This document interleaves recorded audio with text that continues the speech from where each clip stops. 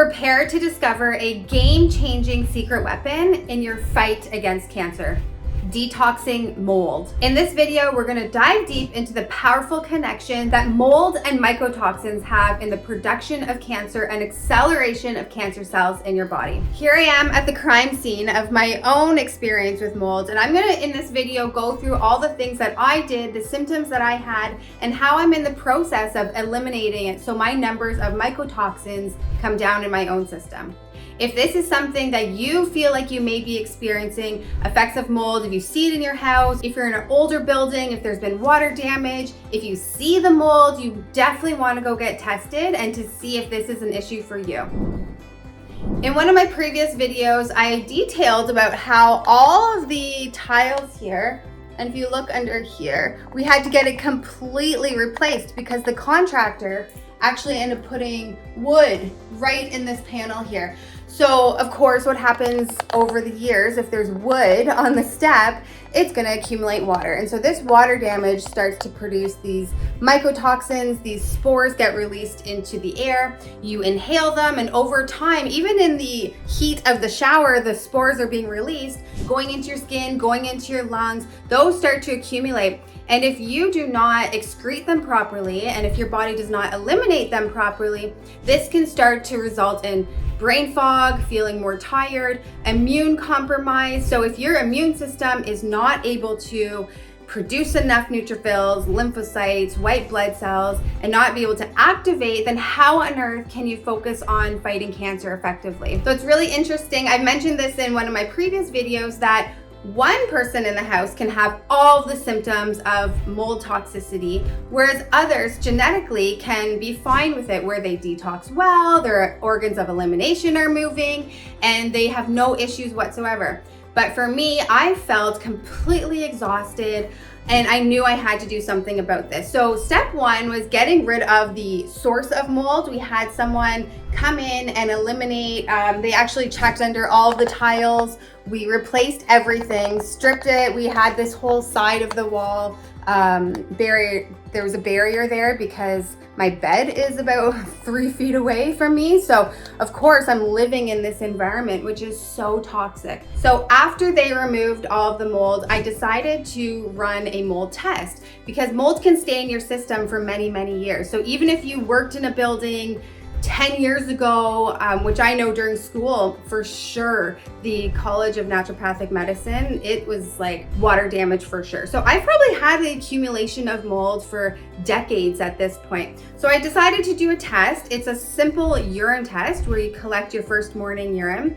And my results showed about 2 times higher of ochratoxin A and about 3 times higher of mycophenolic acid. Both of these mycotoxins are immunosuppressants. So what does this mean? It affects how your immune system is fighting other things. So I've seen this with many, many patients where they are unable to fight other infections because their immune system is compromised. So if you're someone who has candida overgrowth or gets sick all the time, bacterial infections, pneumonias, one after another, not being able to fight those bacteria or viral infections that come your way, you want to check to see what is affecting your immune system from being able to fight these things. We often associate mold toxicity or mold infections with more sinus and lung issues, but it can damage your kidneys as well. It's a nephrotoxin. It can affect every organ system in your body.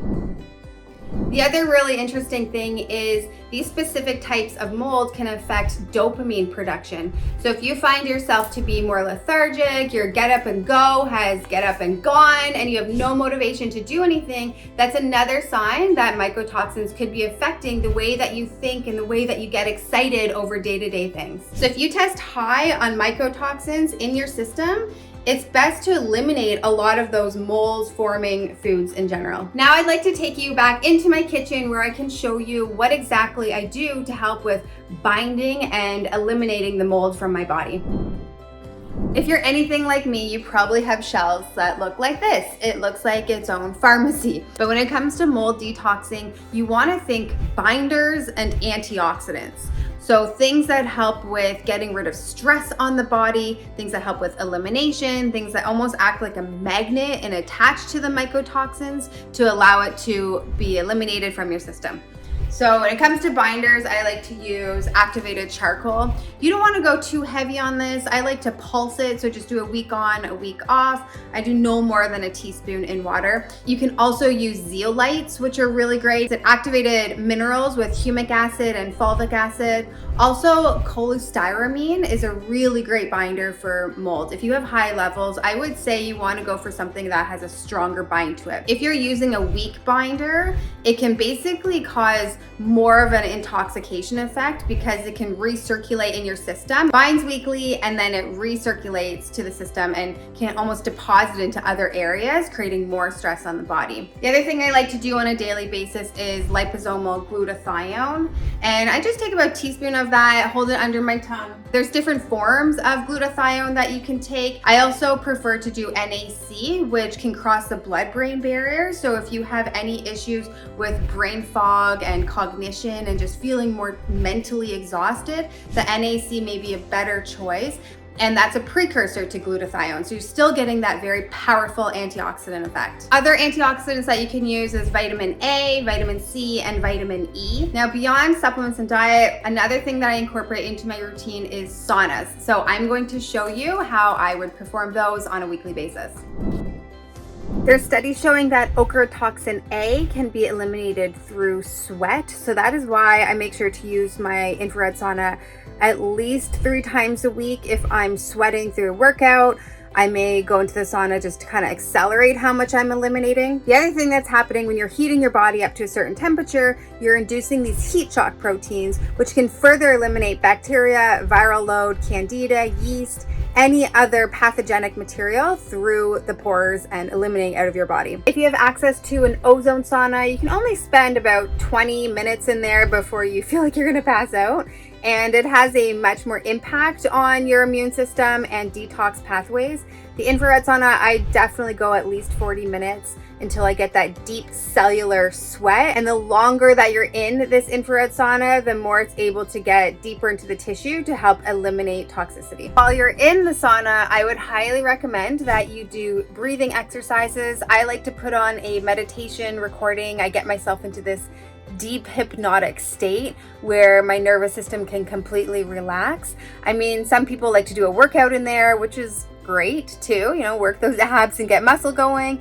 But for what I want, I know that my body is in fight or flight a lot of the day and I'm in this sympathetic nervous system state. I would say majority of my life I am in that state. And so anytime that I could take advantage where I'm by myself, away from all the commotion, I feel like it has that added therapeutic effect. Now, the whole point of getting your body into a hyperthermic state is to initiate a process called hormesis. Now, hormesis is a way to activate your immune system and to really put your body under an acute amount of stress. So lying here for 30 minutes, 40 minutes is great because you're detoxifying, you're eliminating the skin, but it's also really helping your immune system to become more resilient to stressors down the road. Being in the sauna actually reminds me in Mexico when I was in the Temazcal. And there was a group of us where it was extremely uncomfortable. It got very hot. But if you left the Temazcal because it was so uncomfortable and you were going to pass out, you actually are letting down your entire group. So you have to breathe and you have to almost like meditate throughout this whole process.